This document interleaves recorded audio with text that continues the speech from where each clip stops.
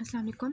हमने स्टार्ट किया हुआ था एडिनॉइड्स, उसकी एनाटमी एंड फिजियोलॉजी हमने डिस्कस की थी, और cause of adenoid hyperplasia discuss किया था, नेजल और ओरल सिम्टम्स देखे थे क्लिनिकल फीचर्स में। Now we are going to discuss about the general symptoms, जिसमें सबसे पहले मोस्ट इंपॉर्टेंट होता है एडिनॉइड फेसिस। ठीक है, कि जो कॉन्स्टेंटली मैंने आपको बताया कि इन लोगों की नेजल ऑब्स्ट्रक्शन नहीं होती है, तो ये मुँह के ज़रिए सांस ले रहे होते हैं ना ये बच्चे। ठीक है, और ये आपको किस ईयर का बच्चा लग रहा है, कोई लग रहा है 5-6 साल का। ठीक है, तो ये इस तरह के बच्चे आते होते हैं ओपीडी में, और इस तरह की उनकी जो है वो पेरेंट्स होती है। तो अब एडिनॉइड है जो फेसेस होते हैं, उनमें कैसी आपको पेरेंट्स नज़र आ रही है। सबसे पहले तो आप नोज़ को देखें ना इसके, तो आपको क्या नज़र आ रहा है कि इसकी जो नोस्ट्रिल्स हैं वो छोटी छोटी आपको नज़र आ रही हैं। ठीक है, तो कंस्ट्रक्शन ऑफ द नोस्ट्रिल्स हो गई होती है। ठीक है, इसके साथ साथ जो है इनकी माउथ जो है वो आपको ओपन नज़र आ रहा है, ये नज़र आ रहा है ना। अपर टीथ आपको बाहर निकले हुए नज़र आ रहे हैं। ठीक है, तो क्राउडिंग ऑफ अपर टीथ और अपर लिप जो है वो थोड़ा सा ऊपर की तरफ हो गया ना, ऐसे बन गया, ऊपर की तरफ हिस्ट अप हो गया, ऊपर की तरफ चला गया है। ठीक है, और नोज़ जो आपको कंस्ट्रक्टेड नज़र आ रही है, पिंच्ड इन नज़र आ रही है। और इन केसेस में क्या होता है कि जो हार्ड पैलेट होता है ना, हार्ड पैलेट आपको पता है ना, ये हमारे हार्ड पैलेट होता है अंदर की तरफ, तो वो आपके पास ऊपर की तरफ ऐसे हो जाता है। ठीक है, हार्ड पैलेट ऐसे की तरफ ऊपर की तरफ छत बना लेता है ऊपर करके, हाई आर्च्ड पैलेट कहते हैं उसे। ठीक है, ये हो सकता है। तो इस तरह की आपको जो एडिनॉइड फेसेस मिलती है कि ऐसे बच्चे जो मुंह से सांस ले रहे होते हैं, उनकी इस तरह की जो है वो दांत होते हैं, अपर लिप ऐसे चेंज हो जाता है, उनका डल एक्सप्रेशन होता है, पिंच्ड इन उनकी नोज़ होती है। ठीक है, और हार्ड पैलेट उनका जो है वो आर्च्ड हो जाता है। तो ये आपके ऑस्पी की पिक्चर आ सकती है, तो आपने इसको देखते ही बता देना कि ये एडिनॉइड हाइपरप्लेजिया का बच्चा है। इसके साथ साथ जो है वो क्या हो सकता है, पल्मोनरी हाइपरटेंशन हो सकती है। ऐसे लोग जिनकी नेज़ल ऑब्स्ट्रक्शन होती है, तो अब उनकी सांस तो नहीं आ सकती ना नाक के ज़रिए। ठीक है, तो उसकी वजह से क्या होता है कि लंग्स में प्रॉपर जो है वो नहीं ऑक्सीजन जाएगी ना, तो उसकी वजह से पल्मोनरी हाइपरटेंशन होगी, और उसकी वजह से जो है हार्ट फेलियर की तरफ जा सकता है, कोर्ट पल्मोनेल हो सकता है। ठीक है, और इसके अलावा क्या होता है कि ऐसे बच्चे जो है ना वो कंसंट्रेशन नहीं करते किसी चीज़ की तरफ, इसको कहते हैं एप्रोसेक्सिया। ठीक है, एप्रोसेक्सिया इज़ लैक ऑफ कंसंट्रेशन। देखें ऐसे बच्चों की ना, मतलब नाक भी बंद होता है, एक किस्म का कान भी बंद होता है ना, वो सुनते हैं ना, वो सही तरह से बोल सकते हैं ना, वो सही तरह से खा सकते हैं। तो एक तो उनकी इंटेलिजेंस भी इफेक्ट होती है, और दूसरा ये कि वो किसी बात पे कंसंट्रेट नहीं कर पाते, हर वक्त उनको जो है वो परेशानी रहती है, और इस तरह से वो बिहेव कर रहे होते हैं अजीब व गरीब तरीके से। ठीक है, तो इनकी जो है कंसंट्रेशन भी किसी चीज़ में नहीं रहती। ठीक है, सो फिर हम देख लेते हैं कि हमने इसकी डायग्नोसिस कैसे करनी होती है। अब जो हमारे पास होते हैं ना डायग्नोसिस, ठीक है, वो आपकी इंपॉर्टेंट भी है, यूक्यू में भी आई हुई है। तो ये पूछते होते हैं कि ये ऑस्पी में इंस्ट्रूमेंट भी आ सकता है, दिस इज़ एक्चुअली द नेज़ोफेरेंजियोस्कोप। ठीक है, हमने देखना है ना उसको, क्या नाम है, सॉरी, हमने नेज़ोफेरिंक्स को देखना है ना, क्योंकि हमारा एडिनॉइड उधर पड़ा हुआ है। तो उसको देखने के लिए हम जो है नेज़ोफेरेंजियोस्कोप यूज़ करते हैं, नेज़ोफेरेंजियोस्कोप। ठीक है, ये यूज़ करेंगे ना हम उसको देखने के लिए। तो दिस इज़ योर ऑस्पी इंस्ट्रूमेंट भी है, और ये आपको जो है वो देखने के लिए हेल्प करता है नेज़ोफेरिंक्स को। ठीक है, just like here, nasopharyngoscope is a procedure जो कि डॉक्टर को हेल्प करता है कि वो internal surfaces of nose and throat को देखें, नेज़ोफेरिंक्स को देखें, और देखें कि हमारे पास जो है वो पीछे कोई प्रॉब्लम तो नहीं चल रही। ठीक है, तो अब अगर ये for example this is your septum, this is the nasal cavity, और अंदर जाके वो नेज़ोफेरेंजियोस्कोप से देखता है, उसको एडिनॉइड्स इतने बड़े मिलते हैं, तो ईजिली वो असेस कर सकता है कि बच्चे के अंदर क्लिनिकल सिम्टम्स भी आ रहे थे, और नेज़ोफेरेंजियोस्कोपी से भी उसको फाइनलाइज हो जाता है।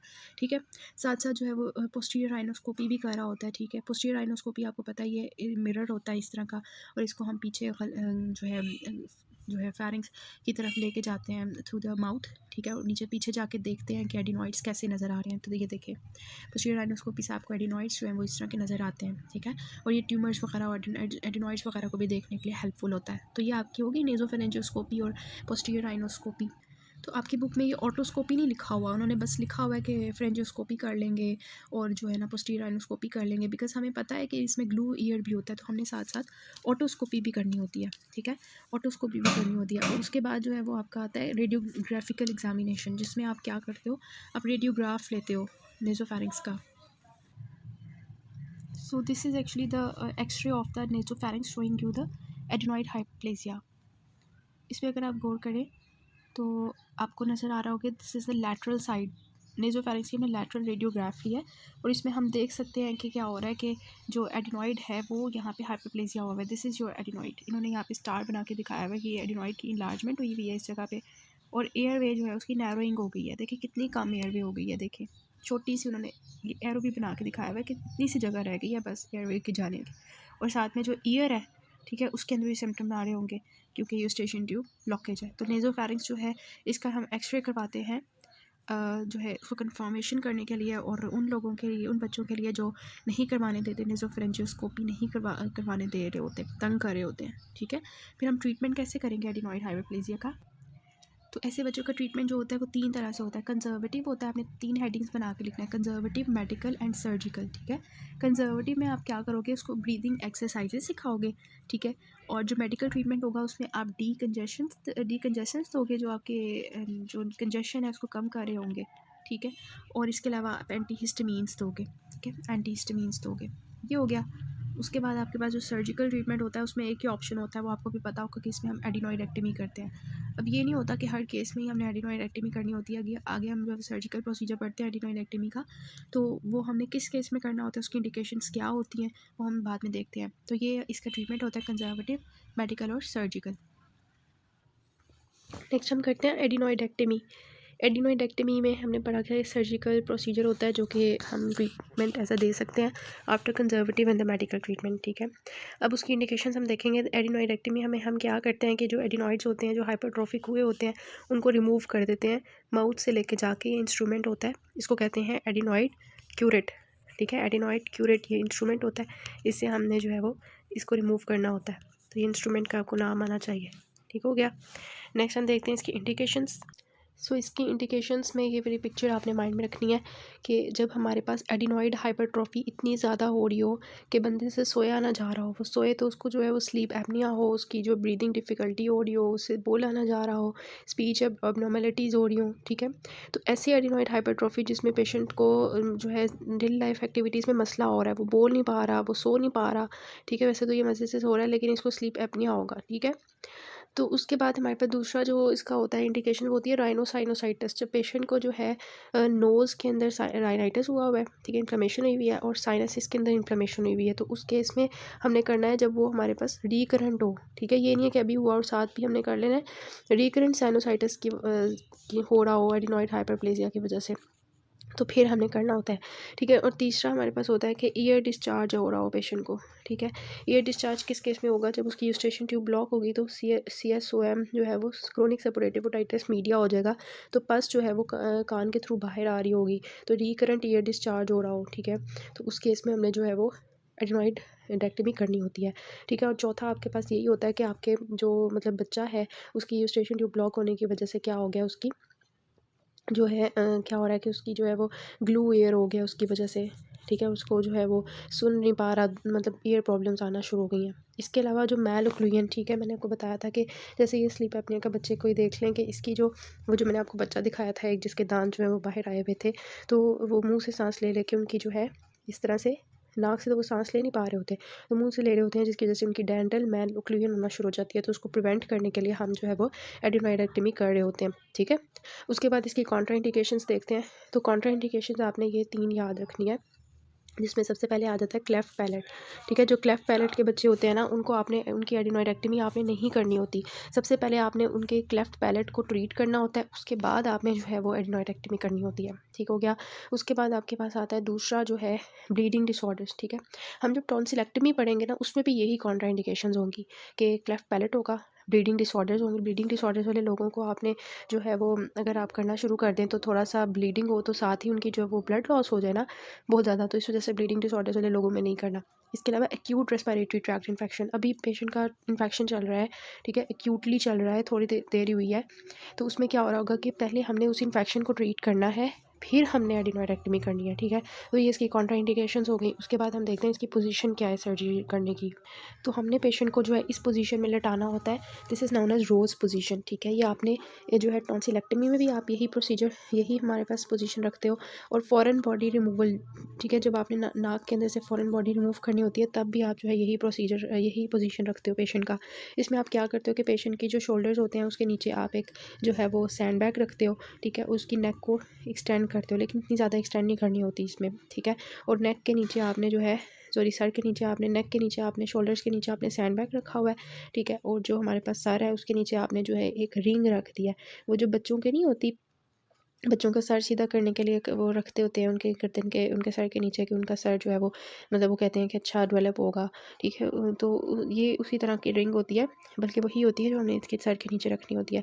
तो इस पोजीशन में हमने उसको लिटाना होता है, ठीक है, और ये अच्छी पोजीशन होती है, इसमें ही हम प्रोसीजर करते हैं। फिर हमने क्या करना होता है कि उसका मुँह खोलना होता है ना, तो उसके लिए हमें माउथ गैग इस्तेमाल करते हैं, जिसका उसका मुँह जो है वो ओपन हो जाता है, माउथ ओपन हो जाता है। फिर हम उसके अंदर जो है एडिनॉइड क्यूरेट डालते हैं, जो मैंने आपको शुरू में दिखाया था कि हमने क्या करना होता है, ठीक है। तो ये हमारे पास होता है ये आपका ऑस्पी का भी इंस्ट्रूमेंट है, बॉयल डेविस माउथ गैग, ठीक है। ये माउथ गैग होता है, इससे आप माउथ को जो है वाइड ओपन करते हो, जब उसको रोज पोजीशन में डाल लेते हो तो उससे आप माउथ ओपन करते हो। ये आपकी टॉन्सिलेक्टमी में भी यूज़ होता है, एडनोइडेक्टमी में भी यूज़ होता है, या कोई भी ऑपरेशन हो पैलेट या नेसोफेरिंक्स में, उसमें आप ये जो है माउथ गैग जो है वो यूज़ करते हो, बॉयल डेविड, ठीक है। इससे क्या होता है बॉयल डेविस माउथ गैग से, कि ये आपने डाला हुआ है, ठीक है, इससे माउथ जो है वाइडली ओपन होता है और आप इजीली जो है वो सर्जरी परफॉर्म कर सकते हो, एडिनोइडेक्टमी कर सकते हो। बाउल डेविड जो माउथ गैग है वो मैंने आपको दिखा दिया, ये एक्चुअली एडिनॉइड क्यूरेट होता है, जो मैंने आपको बताया था। ये आपका ऑस्पी के लिए भी आता होता है कि व्हाट इज़ दिस, ठीक है। तो एडिनॉइड क्यूरेट होता है, इसके डिफरेंट साइजेस होते हैं डिपेंडिंग अपॉन के किस तरह का साइज़ है एडिनॉइड का, उसके मुताबिक जो है ये एडजस्ट करके हम जो है अंदर ऐड करते हैं, डालते हैं। अब इसकी कॉम्प्लिकेशंस क्या हो सकती हैं जब आप एडिनोइडेक्टमी कर रहे होते हो, तो आप क्या क्या कर सकते हो, क्या प्रॉब्लम क्रिएट कर सकते हो पेशेंट के लिए। आप जब अंदर वो सारा रिमूव कर रहे होगे तो वहाँ पे कोई ब्लीडिंग, अगर कोई ब्लड वेसल रप्चर हो जाती है तो पेशेंट को हैमरेज हो सकता है एट दैट टाइम, ठीक है। अगर आपने कॉम्प्लिकेशंस आपको भूल गई है ना, तो आप सबसे पहले तो एनेस्थीसिया की कॉम्प्लिकेशन लिखोगे कि एनेस्थीसिया की वजह से कॉम्प्लिकेशंस हो सकती हैं, कार्डियोवास्कुलर एब्नॉर्मलिटीज़ आ सकती हैं। उसके बाद आप हैमरेज की तरफ आ जाओ, क्योंकि किसी भी प्रोसीजर, कोई भी प्रोसीजर हो एडिनोइडेक्टमी के अलावा भी आप क्या कर सकते हो कि आप हेमरेज करवा सकते हो, वहाँ पे ब्लड वेसल रप्चर हो सकती है। और क्या हो सकता है, इर्द गिर्द आपके मसल्स पड़े हुए हैं ना फेरिंक्स के, तो आप उनको जो है वो कर सकते हो, ठीक है। फ्रेंजियल मस्कुलेचर को जो है वो आप मतलब उनको जो है वो इंजर कर सकते हो, ठीक है। पीछे वर्टिब्रा पड़ी हुई है, उनको इंजर कर सकते हो, ठीक है। और क्या कर सकते हो, यहाँ पे एडिनॉइड जो यूस्टेशन ट्यूब थी उसकी ओपनिंग को आप इंजरी कर सकते हो। तो ये मतलब आप देख इसकी एनाटमी देख के ही आप बता सकते हो कि ये हो सकता है, ठीक है। उसके बाद जो है एक होता है कि आप जो है रिकरेंस हो सकती है, मतलब आपने एक दफ़ा रिमूव किया लेकिन उसका फॉर एग्जांपल इतना सा पार्ट ही अंदर रह गया, तो वो दोबारा से वहाँ पे हाइपरप्लेजिया उसकी हो सकती है, रीग्रोथ हो सकती है, ठीक है। तो रिकरेंस हो गया, तो ये हमने कौन कौन से पढ़ लिया, एनेस्थीसिया हो गया, हेमरेज हो गया, यूस्टेशन ट्यूब इंजर हो सकती है, फ्रेंजियल मस्कुलेचर रप्चर हो सकता है, या वर्टिब्रा इंजर हो सकते हैं, और इसके अलावा रिकरेंस हो सकती है। बाकी मैं आपको बताती हूँ। और क्या होता है, एक ना हमारे पास होता है ग्रीजल सिंड्रोम, ठीक है, आपकी बुक में लिखा हुआ है ग्रीजल सिंड्रोम। ये एक्चुअली क्या होता है कि आपको पता है ये जो हमारा पीछे वर्टिब्रा होते हैं 1 2, ठीक है, ये हमारे पास सर्वाइकल वर्टिब्रा होते हैं। तो यहाँ पे होता है हमारे पास एटलस और एक्सिस, इनको हम कहते हैं ना, फर्स्ट 2 हमारे पास वर्टिब्रा होते हैं। तो अगर हम जो है उनके जॉइंट को डिसलोकेट कर सकते हैं ना, इंजर कर सकते हैं, तो एटलेंटो एक्सियल जब डिसलोकेशन होती है ना, तो उसकी वजह से क्या होता है कि पेशेंट की जो है ना गर्दन ऐसी हो जाती है, इसको कहते हैं ग्रीजल सिंड्रोम, ठीक है। तो पेशेंट को इसमें पेन भी हो रही होती है बच्चे को, और साथ में जो उसके मसल जो है पैरालाइज हो जाते हैं इस तरह करके ना। अच्छा, तो इसके अलावा जो हमारे पास आता है वो होता है, एक दो चीज़ें रह गई हैं कॉम्प्लिकेशंस में। इस तरह हो सकता है कि अगर जो है वहाँ पे क्या हो जाए कि वहाँ पे स्टिनोसिस हो जाए, ठीक है। मतलब वो पता है ना आपको, कहीं भी इंजरी होती है ड्यूरिंग सर्जरी अगर हो जाती है तो वहाँ पे इंजरी होगी तो उसकी वजह से स्कार बन सकता है। तो दिस इज़ एक्चुअली कि नेसोफेरेंजियल स्टिनोसिस हो जाएगी, फिर तो उसकी परमानेंट जो है वो ऑब्स्ट्रक्शन हो सकती है ना। इसके अलावा जो है हमने देखा था कि जो क्लेफ्ट पैलेट के बच्चे थे ना, उनकी अगर हम जो है करना शुरू कर दें, रिमूवल करना शुरू कर दें, तो उनमें एक्चुअली हम क्यों नहीं करते, क्योंकि जो क्लेफ्ट पैलेट के बच्चे होते हैं ना, उनकी ये सॉफ्ट पैलेट जो होती है ना, नॉर्मली तो ऐसी होती है ना, हमारा तो ऐसे होता है ना कि सॉफ्ट पैलेट हम जब बोल रहे होते हैं, ठीक है, माउथ हेयर फ्लो होता है और यहाँ से जो है वो वॉइस जाती है और हम प्रॉपर जो है वो नॉन नेजल स्पीच मतलब जो हमारे माउथ के थ्रू स्पीच होती है नॉर्मली ऐसे हो रही होती है। लेकिन क्लेफ्ट पैलेट के जो लोग होते हैं ना, उनकी सॉफ्ट पैलेट जो है वो प्रॉपरली क्लोज नहीं होता, जैसे यहाँ पे हुआ है ना, वैसे यहाँ पे क्लोज नहीं होता, जिसकी वजह से क्या होता है उनकी नेजल स्पीच में प्रॉब्लम आती है। इसको हम कहते हैं कि वीलोफ्रेंजियल डिसफंक्शन हुआ है। तो ये एक्चुअली हमारे पास जो है इनसफिशेंसी जो है ना वो होती है। तो क्लेफ्ट पैलेट के लोगों में पहले हमने क्लेफ्ट पैलेट को ट्रीट करना होता है, उसके बाद हमने एडिनोइडेक्टमी करनी होती है, otherwise that is contraindicated, I already told it. So हम इसके यूक्यूज डिस्कस कर लेते हैं। डिजीज़ ऑफ फेरिंक्स में एडिनॉइड्स में 4 ईयर ओल्ड बॉय आपके पास आया है, उसको जो है वो हियरिंग में प्रॉब्लम्स आ रही हैं, और उसकी मदर कहती है कि वो रात को अपना जो माउथ है उसको ओपन करके सोता है, मीन्स उसको जो है स्लीप अपनिया हो रहा होगा ना, और हियरिंग लॉस उसको क्यों हो रहा होगा, सब वो जो हमारे पास है ग्लू ईयर, ठीक है, उसकी वजह से, और मेडिकल ट्रीटमेंट से उसको फ़ायदा नहीं हो रहा। तो अब आप क्या करोगे, आसान हो रही है। तो अब जो है इन्वेस्टिगेशंस आप क्या करवाओगे वो सारी आपने लिखनी है, और ट्रीटमेंट अब आप क्या करवाओगे। अब क्योंकि मेडिकल ट्रीटमेंट से तो कोई फ़र्क नहीं पड़ रहा, तो आप एडिनोइडेक्टमी की तरफ ही जाओगे ना। उसके बाद 5 ईयर्स ओल्ड जो है बॉय है और उसको जो है पेन हो रही है नोज़ के पीछे, ठीक है, और जो है उसको पोस्ट नेज़ल कैटार भी है, और जो है नेज़ल ऑब्स्ट्रक्शन हुई है उसको, और उसकी जो रेजोनेंस ऑफ वॉइस है ख़राब हो गई है। तो सिम्टम्स उसको 1 हफ्ते से है। डायग्नोसिस आप क्या करते हो इसकी, बिहाइंड द नोज़ है ना, बिहाइंड द नोज़ नेज़ोफैरिंक्स में आपके पास आ रहा है। तो ये आप क्या करोगे, रेडियोग्राफिकल इन्वेस्टिगेशंस आप ट्रीट कैसे करोगे। फिर एडिनॉइड की आपने डेफिनेशन लिखनी है जो मैंने आज शुरू में आपको बताई थी, उसकी लोकेशन लिखनी है, क्लिनिकल फीचर्स आपने लिखने हैं, अगर हाइपरट्रॉफी हो जाए एडिनॉइड की, mention 2 investigations to diagnose it, और मैनेज कैसे करोगे, घुमा फिरा के वही पूछा हुआ है। क्लिनिकल फीचर्स भी आपको आ सकते हैं ना, एज अ होल ये चैप्टर बहुत इंपॉर्टेंट है। नेक्स्ट पार्ट से हम जो नेक्स्ट आपका इंपॉर्टेंट टॉपिक है ट्यूमर्स ऑफ द नेज़ोफैरिंक्स वो करते हैं इंशाल्लाह।